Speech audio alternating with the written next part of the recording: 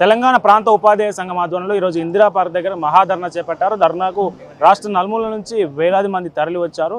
మళ్ళీ ధర్నా ద్వారా ఏం చెప్పదలుచుకున్నారు వీళ్ళు, తపస్సు రాష్ట్రానికి ఏం చెప్పారు, రాష్ట్ర ప్రభుత్వం స్పందిస్తాను వీళ్ళు నమ్మకం ఉందా, ఇట్లాంటి అన్ని విషయాలు మనతో పాటు మాట్లాడడానికి తెలంగాణ ప్రాంత ఉపాధ్యాయ సంఘం రాష్ట్ర అధ్యక్షులు రాజశేఖర్ గారు ఉన్నారు. వద్నాల రాజశేఖర్ సార్, నమస్తే. ఏంటి సార్ ఈ ధర్నా సక్సెస్ అయినట్టేనా? అనుకున్నంత మంది ఉపాధ్యాయులు ఇక్కడికి వచ్చారా, రాలేదా, ఫెయిలా, సక్సెస్? ఇప్పుడు ధర్నా సక్సెస్ అయిందా, ఉపాధ్యాయులు వచ్చిందా రాలేదా అనడానికి మీడియానే సాక్ష్యం. ఆర్టిఫిషియల్ ఇంటెలిజెన్స్ ద్వారా ఇక్కడ క్రియేట్ అయ్యింది అంతా కూడా కనిపిస్తాయి. ప్రత్యక్ష సాక్షులు ఎవరు అంటే ఇక్కడ చాలా కార్యక్రమాలు జరుగుతున్నాయి. వారు మీడియా, ఇంటెలిజెన్స్ వీళ్ళందరికీ తెలుసు. అదేవిధంగా ప్రచార సాధనాల ద్వారా ప్రభుత్వ ప్రజాప్రతినిధులు చూస్తున్నారు, సోదర ఉద్యోగ ఉపాధ్యాయ సంఘాలు చూస్తున్నాయి, యావత్ లక్షలాది ఉపాధ్యాయులు కూడా చూస్తున్నారు. ఒకటే నమ్మకం ఉపాధ్యాయ లోకానికి.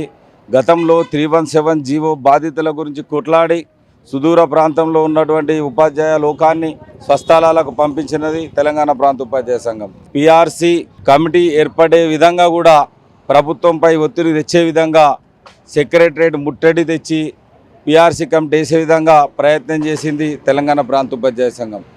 ఈరోజు టెట్ మినహాయింపు తీసుకురావడానికి పోతుంది. మోడల్ స్కూల్, కేజీబీవి, ఎయిడెడ్, గురుకుల, గిరిజన ఆశ్రమ పాఠశాలలకు సంబంధించిన సమస్యల పట్ల ఎప్పటికప్పుడు స్పందిస్తున్న సంఘం ఏదన్నా ఉన్నదంటే తపస్. కాబట్టి భవిష్యత్తులో అనుభవాలను దృష్టిలో పెట్టుకొని ప్రభుత్వానికి తొత్తులుగా ఈ సంఘము మారదు. నియమ నిబంధనలకు నిబద్ధతతో కూడినటువంటి సంఘం కాబట్టి ఆ నమ్మకంతో వేలాది ఉపాధ్యాయులు స్వచ్ఛందంగా సెలవు పెట్టి సొంత ఖర్చులతోని ఒక రోజంతా కూడా స్టార్టింగ్ అయిన నుండి ఎండ్ అయ్యేంత వరకు అదే నిబద్ధతతో అదే పోరాట పటిమతో ఇక్కడ ఉండి సమస్యల గురించి చర్చించినటువంటి సందర్భం. కాబట్టి దీన్ని బట్టే మనకు తెలుసు ఉపాధ్యాయులు ఏ సంఘం మీద కమిట్మెంట్తో వచ్చారు, ఏ సంఘం ఈరోజు తెలంగాణలో కమిట్మెంట్తో పనిచేస్తున్నది అంటే ఏకైక సంఘం తెలంగాణ ప్రాంత ఉపాధ్యాయ సంఘం. దానికి బలం తెలంగాణ ప్రాంత ఉపాధ్యాయ సంఘ ప్రాథమిక సభ్యులే. ఈరోజు సక్సెస్నంతా కూడా మా తపస్ సభ్యులకు అంకితం చేస్తున్నాం.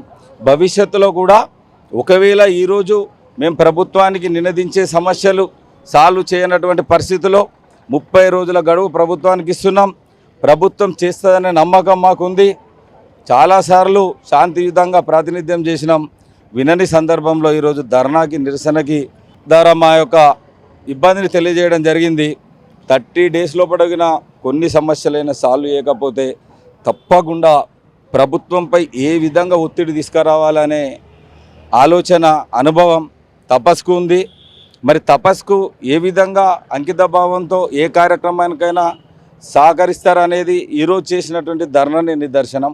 కాబట్టి 100% విజయవంతమైంది. భవిష్యత్తులో ఉపాధ్యాయుల కోసం, విద్యారంగ అభివృద్ధి కోసం ప్రభుత్వం పెట్టే స్కీమ్స్ సక్సెస్ చేయడానికి తపస్ ఎప్పటికీ సమాజం వెంబడి ఉంటుందని చెప్పేసి ఈ సందర్భంగా తెలియజేస్తున్నా.